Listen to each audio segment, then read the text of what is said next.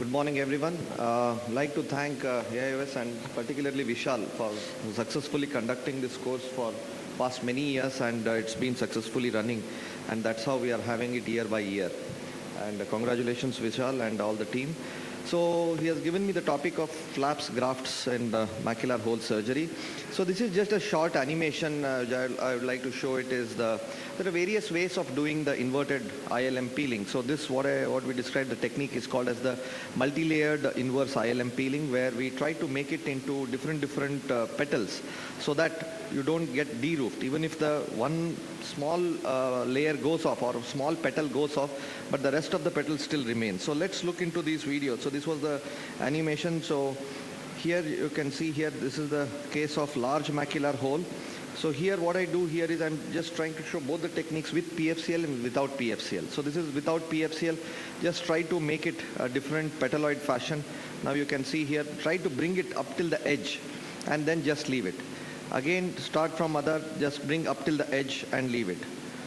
So here by doing this now, you can see here, since the flaps are a little larger, so what I thought was to trim it. So I just tried to trim the flaps with a low vacuum and then just leave it like that. With a fluid air exchange, automatically it gets stuffed inside. Don't need to do this procedure what I am doing, because this is the slightly older video, but definitely you can achieve a good post-op recovery in these cases. Now coming to the next technique is the same very large macular holes of more than 800 or 1000 microns. Here I am doing it under PFCL. So the advantage of doing it under PFCL is you don't have to stuff it inside the Mac hole. You just have to bring it till the edge of the Mac hole and then just leave it. So because of the shear gravity and the molecular weight, the flap just gets inside the Mac hole. Now you can see here I'm just trying to bring all these flaps inside. If you have an facility of IOCT, you can use it. Now you can see a very nice closure or the stuffing of the flaps inside the Mac hole. They are very well placed. And this was a paper published recently in IJO. We did around 103 eyes, and I'm sure Vishal also has a very good experience on these multi-layered inverse ILM peeling techniques, especially in extra large macular holes. So coming to the next, when you don't have ILM as the failed macular holes, so what we need to do? So the first technique I would like to adopt in these failed Mac holes is to bring the ILM from the temporal or superior or inferior part and then stuff it. So here I'm using a viscoat and then take ILM from the temporal area and try to stuff it inside. The good technique here is to get one large single sheet of ILM. That is very important. If you have multiple pieces of ILM, then you have to keep stuffing each and every time. So there is a chance that we might touch the RP in such situations. So it's better to get one good single sheet and then just try to stuff it inside. See, the viscoat holds the flaps very well. And with the fluid air exchange, we don't see any of the flap movement, and the vision improved from 660 to 6.9 in this case. Coming to the next case is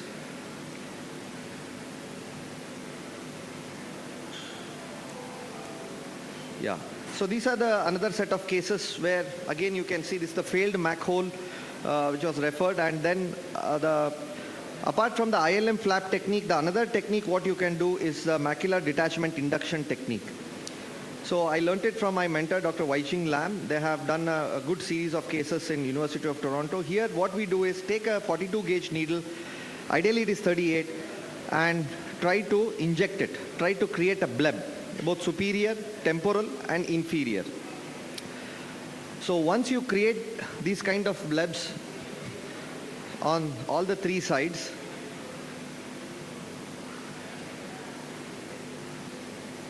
it's always better to do it below the arcade, not inside the arcade, because you might have an RP atrophic changes at the site of injection. So it's better to do it beyond the arcades and then try to create a large bubble, blister, and then do a fluid air exchange. So the advantage of doing this is with the help of the gravity, the bullosity comes down. Now you can see the pre and the post-op pictures here. So the mechanism here is the injection of the BSS reduces the tension and the stiffness which is intrinsic to the retina, and separates the tight adhesions of the retina and the RP. So here the logic here is, since you inject it, when you do a fluid air exchange, the bullosity comes and then tries to come, you have to detach the edge of the macular hole to the neurosensory retina. Probably that could be the cause that macular hole is not closing. So we need to detach the edges of the macular hole, and because of the redundancy, because you are creating a bullosity, when you compress it with a gas tamponade, it tries to like a kind of iron out kind of effect.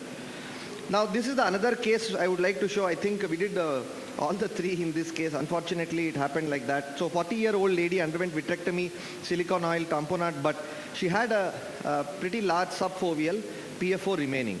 So what I did was I removed that PFO. The one mistake which I did here was I shouldn't have done the ILM peeling in this case. So after doing an ILM peeling, 1 week post-op, she developed full thickness macular hole. And not just that, when we planned it for the surgery, she came a week later and developed a macular hole RD also. So here, the only choice left to me was, as I showed previously, I did it under the viscoat, but now it is better to slide it under the PFCL. These flaps you can see here, I'm just trying to bring it from the temporal or the superior area and then try to slide it. Unfortunately, what happened was the flaps came into the forceps. And once it comes into the forceps, you cannot put it back. And to add to the problem, she developed a temporal choroidal detachment also, for which I had to drain that. And she was the wife of a lawyer. So my heart was continuously beating more and more. So here the only choice left to me was to do a neurosensory graft technique, because the rest other techniques failed. So here you just try to cauterize the edges so that it should not bleed. And some people say do the laser later, some authors say do the laser before. And under the PFCL, you can beautifully slide this neurosensory graft. And then silicone oil was injected, and post-op 1 week, 1 month, and 4 months post-silicone oil, the patient improved to 624 vision. So coming to the next, I'll skip this. So this is a 62-year-old diabetic, underwent vitrectomy, membrane peeling and ILM for PDR surgery. Everything went well in this case, but after few months, the patient developed macular hole. So this was the primary surgery, it went well. 1 year later, it developed fibrous reproliferation, and because of which it developed a macular hole as well. So here, you can see the MLD was more than 700, the basal diameter was 1319. So, of course, we have to remove this reproliferative membranes, which is very, very important. As you can see here, when I was trying to remove the last bit of membrane, it just picked the vessel.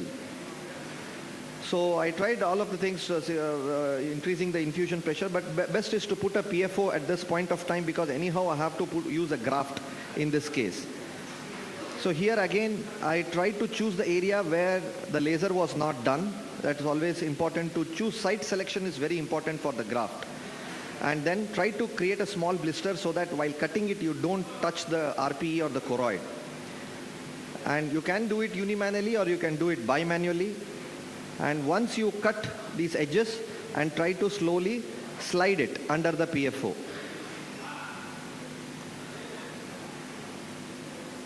So here I tried to slide it, but the blood was, again, it was just bleeding. So I thought, okay, let it be, because blood is also used as one of the adjuvant for the macular hole. So I think it added more the rescue kind of thing for this case. I didn't try to meddle much with the blood because it's already been proven. And then I just tried to do a fluid air exchange, and fortunately the patient improved pretty well, and the final visual acuity was also pretty good in this patient, and as he was a one-eyed patient. So there is a lot of literature review has been discussed. As I showed about the focal macular detachment, I showed the large area of ILM peeling as shown by the previous speakers. Tanno diamond tested brush also can be used to tease the edge so that you can try to bring the edges together. Inverted ILM flap technique, multi-layered technique, there are various techniques described. Temporal inverted ILM flap also has been described. Autologous transplantation of ILM flap, I already just showed it. People have also used the lens capsular, autologous platelets, laser photocoagulation, and even heavy silicone oil. So these are the, just I try to look into the literature, and there's various surgical options for persistent and recurrent large macular holes. So once again, I would like to thank Vishal and the entire team for hosting a wonderful instruction course. Thank you very much. Thank you, Shrinivas. Yes. You can come to the mic, everybody can hear. If a macular hole presents to you, which approach would you like to use of all of these? So, the first I would like to do is ILM transplant, which is less traumatic, less invasive. If that fails, then my next would be, rather than going in for graft immediately, I would like to still give one chance with the macular detachment induction. It really... Order in which... order in which... And if the hole is more than 1000 micron or 1002 micron in the field, then it's better directly going for the neurosensory graft. And one more question. Removal of the subretinal PFCL. How did you remove it? With a 42 gauge needle. You made a hole in the... Yes. So just to add, what you can do is you can create a similar retinal detachment above the arcade by injecting fluid, and then you can remove the PFCL by displacement. Yeah, but I thought that, but it would be little more invasive to again cut the attached retina, because the retina was already attached in that temporal retina. Had to cut and then remove it, because it was a pretty large retinectomy which I had to do it because I have done a lot of cases of subfoveal PFO removal. But here in this case, the only thing why it happened was I shouldn't have done the ILM peeling. So that the strength of that gave up, and then it expanded, and that caused the macular hole. So never do an ILM peeling in cases where we have thinning of the retina, because subfoveal, when you remove it, you could have seen that in the IOCT, it was already the thinning was showing in the foveal area.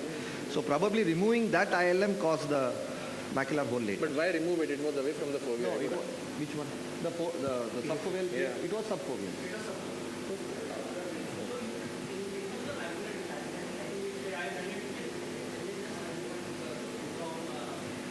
Below the fovea. Just inject some fluid. Yeah, And but in one case I tried that, but sometimes you might have to keep searching for that. Once you induce a detachment over the posterior pole, the silicone oil, mobile. It becomes mobile, so it can keep floating. You have to displace it by putting more PFCL over the fovea and then gradually aspirate it. You don't have to just aspirate it, you inject PFCL to displace the fluid and the PFCL. But sometimes again it gets stuck. Yeah, see, everything will happen. Yeah, Sometimes so these are various, I agree, there are various options, and better can be tried. Thank you. Sir, I have two questions basically. When we talk about reducing the bullous detachment around the macula, when we talk about inducing a bullous detachment around the macula, it basically works on the principle that it actually inverts back an everted macular edge to cover sort of the defect that is there. But does this also work so that when there is an anatomical defect in the tissue itself and it's not a tractional hole? Like there are two types of macular holes that is technically described. One is a tractional hole and one is a tissue defect hole. Does this also work in a tissue defect hole? First is that, sir. No. See here, when you try to induce a detachment, you create the bullosity. So you are trying, it's like a plastic sheet. You are just trying to stretch it. Sure. And then again compress it. Sure. See, the importance here is just causing the bullosity and then trying to do a fluid exchange. If the edges of the macular hole are not detached, then again this technique fails. So when you are injecting or when you are doing a fluid exchange, you should make sure that that bullous detachment, the fluid, it runs out through the macular hole and comes out. So you have to detach the edges of the macular hole. Sure, sir. But actually, my point is like you mentioned Tano's DDMS for the hole closure, the tapping.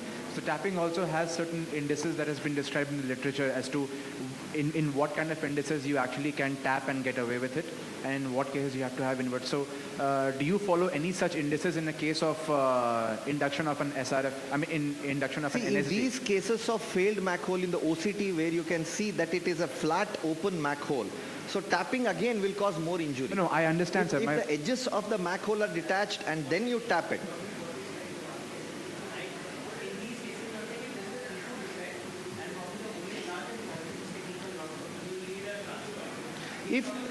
tissue defect, see, basically it all depends upon the size of the hole. Sir, even in a case of a tractional hole, do you, I mean, do we have any indices, or may not be published, but do you have any indices that you use in your setup to decide whether you should go for a bullous?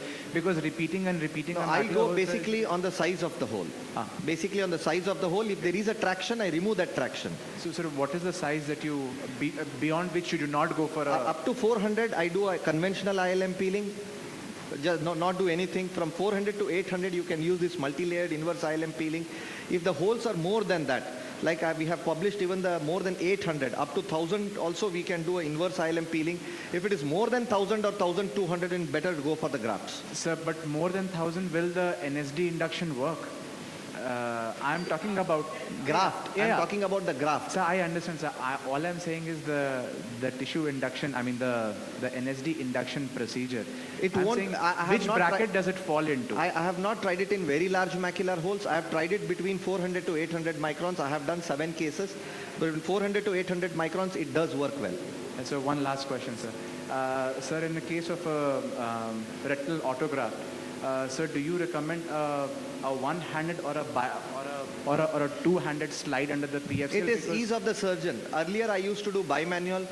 But now I feel that unimanually it can be done pretty well because you are doing it under the PFO. Because in my limited experience, whenever I have tried it, even with the PFCL, it tends to kind of wrinkle back, and then I have a lot of difficulty trying to unfold it. That is the main point of me. You just, when you see, the important thing here is you have to raise it. If you don't raise it, then you will cut the choroid, or you will cut the RP and the choroid. The bleeding will start. So raise it.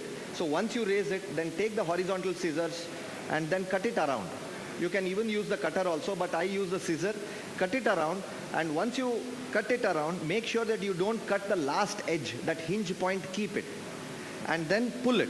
So once you pull it, it easily slides under the fovea, under the PFCL. We are running out of time. Final comment, Dr. Anand.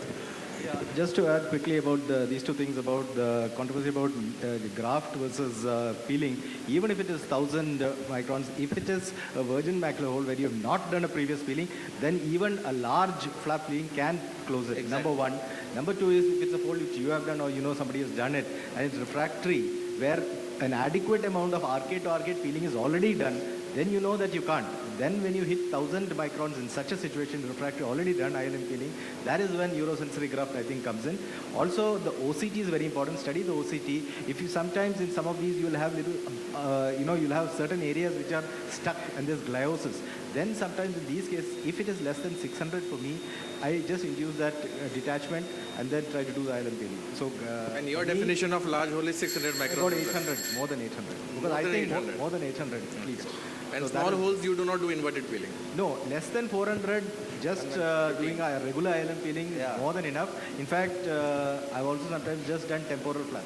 For about 400 to 600, even a temporal flap is enough. It's very well said by Dr. Anand.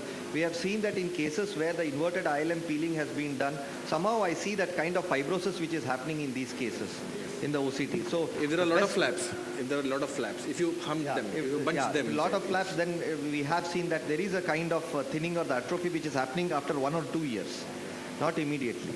Also, just one final thing about what he mentioned about how the technique of that graft. What I do is, like I said, lift it up, get it lifted up, cut across, try not to use diathermy, try to use laser.